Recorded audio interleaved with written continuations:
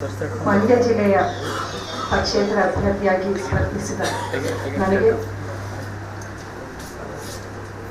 ಕ್ಷೇತ್ರದಾದ್ಯಂತ ಬೆಂಬಲ ಸಿಕ್ಕಿದ್ದು, ಜನರ ಪ್ರೀತಿಗೆ ಪಾತ್ರರಾಗಿದ್ದು, ಈ ಒಂದು ಸಂದರ್ಭದಲ್ಲಿ ನಾನು ನನ್ನ ಬೆಂಬಲಕ್ಕೆ ನಿಂತಿರೋ ಎಲ್ಲರನ್ನೂ ಸ್ಮರಿಸುವುದು ನನ್ನ ಕರ್ತವ್ಯ. ಕಾಂಗ್ರೆಸ್ ಪಕ್ಷದ ಅಸಂಖ್ಯಾತ ಕಾರ್ಯಕರ್ತರು ನನ್ನ ಬೆಂಬಲಕ್ಕೆ ನಿಂತು ಸ್ಫೂರ್ತಿ ಧೈರ್ಯವನ್ನು ನನ್ನಲ್ಲಿ ತುಂಬಿ ನಾನು ಹಾಕಿರೋ ಈ ಮೊದಲನೇ ಹೆಜ್ಜೆಗೆ ಅವರೇ ಕಾರಣಕರ್ತರು. ಮೊದಲನೇದಾಗಿ ನಾನು ಅವರಿಗೆ ನನ್ನ ಕೃತಜ್ಞತೆಗಳನ್ನು ಸಲ್ಲಿಸಬೇಕು. ಅಲ್ಲದೆ ನನ್ನ ಈ ಹೋರಾಟಕ್ಕೆ ಬೆಂಬಲಕ್ಕೆ ನನ್ನ ಜೊತೆಗೆ ಬಹಿರಂಗವಾಗಿ ಬೇಷರತ್ತಾಗಿ ಬೆಂಬಲ ಕೊಟ್ಟಿದ್ದ ಕರ್ನಾಟಕ ರಾಜ್ಯ ರೈತ ಸಂಘ, ಭಾರತೀಯ ಜನತಾ ಪಕ್ಷ, ಇವರಿಗೆ ನನ್ನ ಕೃತಜ್ಞತೆಗಳು. ನಿಜವಾಗ್ಲೂ ಈ ಒಂದು ಶಕ್ತಿ ನನ್ನಲ್ಲಿ ಇನ್ನಷ್ಟು ಧೈರ್ಯ ತುಂಬಿ ನನ್ನ ಹೋರಾಟವನ್ನು ಇನ್ನಷ್ಟು ಬಲಿಷ್ಠವಾಗಿ ಮಾಡಿತ್ತು. ಹಾಗಾಗಿ ಅವರಿಗೆ ನಾನು ಧನ್ಯವಾದಗಳು ಸಲ್ಲಿಸ್ತೇನೆ. ಹಲವಾರು ಸಂಘಟನೆಗಳು, ದಲಿತ ಸಂಘರ್ಷ,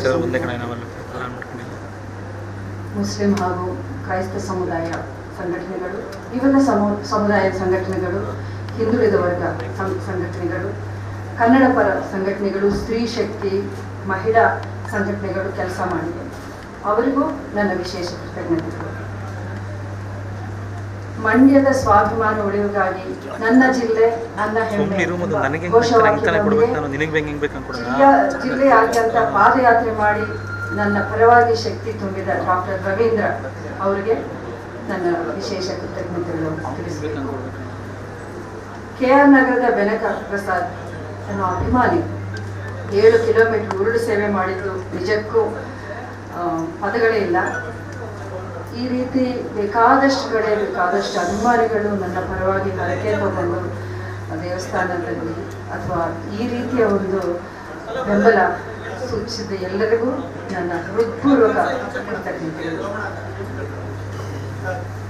ಶಿಕ್ಷಕರ ವೃಂದ, ಸರ್ಕಾರಿ ನೌಕರರು, ಅಧಿಕಾರ ವೃಂದ, ಪೊಲೀಸ್ ಇಲಾಖೆ, ವಿಶೇಷವಾಗಿ ಮಾಧ್ಯಮದ ಸ್ನೇಹಿತರು ಹಗಲಿರುಳು ನನ್ನ ಕಾರ್ಯಕ್ರಮಗಳನ್ನ ಜನರಿಗೆ ತಲುಪಿಸೋ ಮೂಲಕ ಕರ್ತವ್ಯವನ್ನು ಪಾಲಿಸಿದರು. ಅವರಿಗೆ ನನ್ನ ವಿಶೇಷ ಕೃತಜ್ಞತೆಗಳು. ಇನ್ನು ನನ್ನ ಪರವಾಗಿ ನಮ್ಮ ಚಿತ್ರರಂಗದ ಕುಟುಂಬ ಸದಸ್ಯರು ಆದ ದರ್ಶನ್, ಯಶ್, ಯೋಗಣ್ಣ, ರಾಕ್ಲೈನ್ ವೆಂಕಟೇಶ್ ಹಗಲಿರುಳು ಶ್ರಮಿಸಿದ್ದಾರೆ. ಇನ್ನು ಅಂಬರೀಷ್ ಅಭಿಮಾನಿಗಳು, ದರ್ಶನ್ ಅಭಿಮಾನಿಗಳು, ಅಭಿಷೇಕ್ ಅಂಬರೀಷ್ ಅಭಿಮಾನಿಗಳು ಹಾಗೂ ನನ್ನ ಅಭಿಮಾನಿ ವೃಂದ ಸಾಕಷ್ಟು ಶ್ರಮ ಪಟ್ಟು ನನಗೆ ಬೆಂಬಲ ಕೊಟ್ಟಿದ್ದಾರೆ. ಅವರೆಲ್ಲರಿಗೂ ನನ್ನ ಕೃತಜ್ಞತೆಗಳು. ಶಿಸ್ತು ಕ್ರಮವನ್ನು ಲೆಕ್ಕಿಸದೆ ನನ್ನ ಪರವಾಗಿ ಕೆಲಸ ಮಾಡಿ ಕಾಂಗ್ರೆಸ್ ಪಕ್ಷದಿಂದ ಉಚ್ಚಾಟನೆ ಮಾಡಿ ಹೊರಗೆ ಬಂದ KPCC ಸದಸ್ಯ ಸಚ್ಚಿದಾನಂದ, ನಾಗಮಂಗಲ ಬ್ಲಾಕ್ ಕಾಂಗ್ರೆಸ್ ಅಧ್ಯಕ್ಷ ಪ್ರಸನ್ನ, ಮಳವಳ್ಳಿ ಬ್ಲಾಕ್ ಕಾಂಗ್ರೆಸ್ ಅಧ್ಯಕ್ಷ ಪುಟ್ಟರಾಮು, ದೇವರಾಜ್, ಮಂಡ್ಯ ಗ್ರಾಮಾಂತರ ಬ್ಲಾಕ್ ಕಾಂಗ್ರೆಸ್ನ ಅಪ್ಪಾಜಪ್ಪ, KR ಪೇಟೆಯ ರವೀಂದ್ರ ಬಾಬು, ಮೇಲ್ಕೋಟೆಯ ಪ್ರಕಾಶ್, ಭಾರತೀನಗರದ ರಾಜೀವ್, ಯುವ ಕಾಂಗ್ರೆಸ್ನ HB ಅರವಿಂದ್ ಕುಮಾರ್, ವಿಜಯ್ ಕುಮಾರ್, ಶರತ್ ರಾಮು, ಚಂದ್ರಶೇಖರ್, ಕೃಷ್ಣೇಗೌಡ, ಮಹಾದೇವ್ ಪ್ರಸಾದ್ ಹಾಗೂ ಪಕ್ಷದ ಹುದ್ದೆಯಿಂದ ತೆರವುಗೊಳಗಾದ ಅನಕೆರೆ ಶಶಿ, ಮಂಜುನಾಥ್ ಮೊದಲಾದವರಿಗೆ ವಂದನೆಗಳು. ಮಂಡ್ಯ ಜಿಲ್ಲೆ ಹಾಗೂ KR ನಗರದ ಪ್ರಜ್ಞಾವಂತ ಮತದಾರರಿಗೆ, ಸ್ವಾಭಿಮಾನಿ ಬಂಧುಗಳಿಗೆ, ವಿಶೇಷವಾಗಿ ಮಹಿಳೆಯರಿಗೆ ಕೃತಜ್ಞತೆಯನ್ನು ಅರ್ಪಿಸ್ತೀನಿ. ಈ ಒಂದು ಸಂದರ್ಭದಲ್ಲಿ ಒಂದು ವಿಷಯ ಹೇಳಲೇಬೇಕು. ನಿಜಕ್ಕೂ ಹೆಮ್ಮೆ ಆಗುತ್ತೆ. ಮಂಡ್ಯದಲ್ಲಿ ಆಗಿರೋ ಒಂದು ವೋಟರ್ ಟರ್ನ್ ಔಟ್ ಒಂದು ಪರ್ಸೆಂಟೇಜ್ ಇದೆಯಲ್ಲ, 80.23. ಅದು ನೀವು ಬೆಂಗಳೂರು ಥರ ಒಂದು ಸಿಟಿನ ಕಂಪೇರ್ ಮಾಡಿದ್ರೆ ತುಂಬ ಇದು ನಾವು ಎಷ್ಟು ಪ್ರಶಂಸೆ ಮಾಡಿದ್ರೂ ಅದು ಸಾಕಾಗಲ್ಲ. ಯಾಕಂದರೆ 80% ಅಂದರೆ ಅದು ಒಂದು ಸಾಧಾರಣವಾದ ವೋಟರ್ಗಳು, ಒನ್ ಆಫ್ ದ ಹೈಯೆಸ್ಟ್ ಅಂತ ಅಂದ್ಕೊಂಡಿದ್ದೀನಿ. ಈ ಒಂದು ಹಂತದಲ್ಲಿ ನಡೆದಿರೋ ಒಂದು ರೆಕಾರ್ಡ್ ಪರ್ಸೆಂಟೇಜ್. ನಾವು ಸಿಟೀಸಲ್ಲಿ ನೋಡ್ತೀವಿ ಎಲ್ಲ ರೋಡ್ಸ್ ಚೆನ್ನಾಗಿರುತ್ತೆ, ಎಲೆಕ್ಟ್ರಿಸಿಟಿ ಚೆನ್ನಾಗಿರುತ್ತೆ, ಅವ್ರಿಗೆ ಬರೋ ಒಂದು ಫೆಸಿಲಿಟೀಸು, ವಾಹನ ಎಲ್ಲ ಒಂದು ಫೆಸಿಲಿಟೀಸ್ ಇದ್ರೂ ಬರೀ 50% ಅಷ್ಟು ಆಯಿತು. ಬಟ್ ಮಂಡ್ಯದಲ್ಲಿ ಒಂದೊಂದು ಕಡೆ ಅವ್ರು ರೀಚ್ ಆಗೋಕ್ಕೂ ಒಂದಷ್ಟು ತೊಂದರೆ ತಗೊಂಡು ಬರಬೇಕಾಗತ್ತೆ. ಆ ಬಿಸಿಲಲ್ಲಿ ಆ ಒಂದು ಕಷ್ಟ ತಗೊಂಡು ಅವರೆಲ್ಲ ಮುಂದೆ ಬಂದು, ಅದು ಮಹಿಳೆಯರು ವಿಶೇಷವಾಗಿ 50% ಬಂದು ವೋಟ್ ಮಾಡಿರೋದು ನಿಜವಾಗ್ಲೂ ಇದು ಒಂದು ಮಹಿಳೆಯರಿಗೆ ಒಂದು ಗೆಲುವು ಅಂತ ನನ್ನ ಉದ್ದೇಶ. ಹಾಗೆ ಚುನಾವಣೆ ರಿಸಲ್ಟ್ ಆಮೇಲೆ, ಬಟ್ ಈಗ ಈ ಪ್ರೋಸೆಸ್ ಒಂದಿದೆಯಲ್ಲ, ಎಲೆಕ್ಷನ್ ಈ ಒಂದು ಪ್ರೋಸೆಸ್ನ, ಅದರಲ್ಲಿ ಮಹಿಳೆಯರು ಗೆಲುವನ್ನ ಆಗಲೇ ಸಾಧಿಸ್ತಾರೆ. ಅವ್ರಿಗೆ ನನ್ನ ಅಭಿನಂದನೆಗಳು ನಾನು ಈ ಮೂಲಕ ತಿಳಿಸೋಕೆ ಇಷ್ಟಪಡ್ತೀನಿ.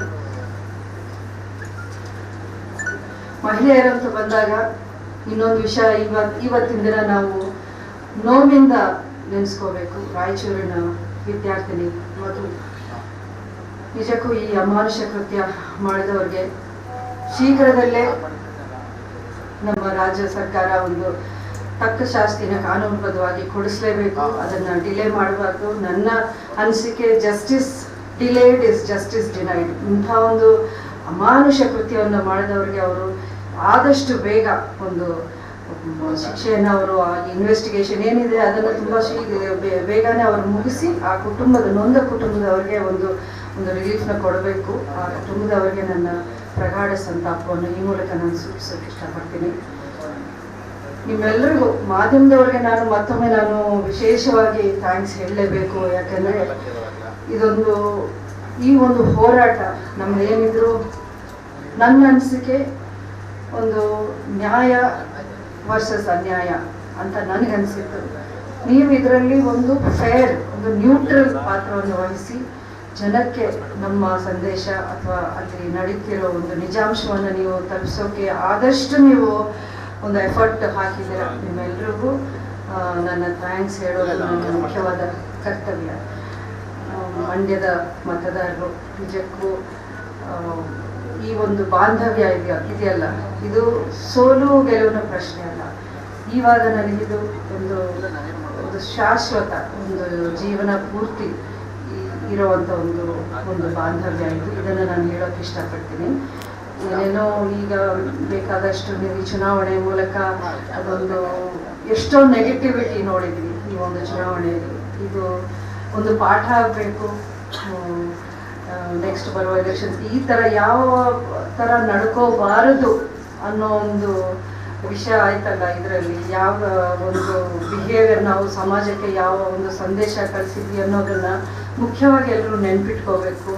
ಚುನಾವಣೆ ಈಗ ಮುಗೀತು, ಆದ್ರೂ ನನಗೆ ಒಂದು 2-3 ವಿಷಯ, ಈಗ ಒಂದು ಘಟನೆಗಳು ಈಗ ನಡೀತಾ ಇದೆ ಅನ್ನೋ ಒಂದು ಮಾಹಿತಿ ಬಂತು.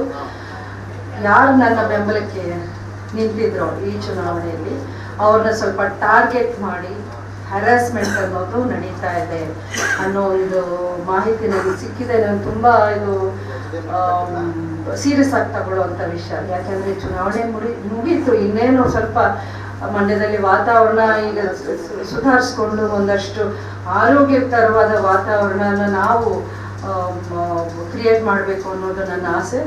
ಹಾಗಾಗಿ ನಾನು ಮನವಿ ಮಾಡ್ಕೋತೀನಿ, ಈ ಥರ ದಯವಿಟ್ಟು ಯಾರನ್ನೂ ಟಾರ್ಗೆಟ್ ಮಾಡೋ ಒಂದು ಕೆಲಸನ ಅಧಿಕಾರದಲ್ಲಿ ಇದ್ದವರು, ಬೇರೆಯವರು ಪಕ್ಷದಲ್ಲಿ, ಅವ್ರ ಪಕ್ಷದ ಕಾರ್ಯಕರ್ತರೇ ಆಗಲಿ, ಯಾರು ಇದನ್ನು ಮಾಡೋಕ್ಕೆ ಹೋಗಬೇಡಿ. ನಾನು ಖಂಡಿತ ಈ ಒಂದು ವಿಷಯನ ನಾನು ಇಲ್ಲಿ SP ಅವರಿಗೆ ತಿಳಿಸ್ತೀನಿ. ಈ ಒಂದು ಟಾರ್ಗೆಟಿಂಗ್ ನಡೀತಾ ಇದೆ, ಹ್ಯಾರಾಸ್ಮೆಂಟ್ ನಡೀತಾ ಇದೆ, ಇದು ನಡೀಬಾರದು, ಇದು ಸರಿ ಅಲ್ಲ ಅನ್ನೋದು ನಾನು ಅವ್ರಿಗೆ ತಿಳಿಸಿ, ಖಂಡಿತ ಅವ್ರ ಪರವಾಗಿ ನಾನು ನಿಂತ್ಕೊಂಡು ಏನಾದರೂ ಆ್ಯಕ್ಷನ್ ತಗೊಳ್ಳೋದಾದರೆ ನಾನು ಅದೊಂದು ನೋಡಿ.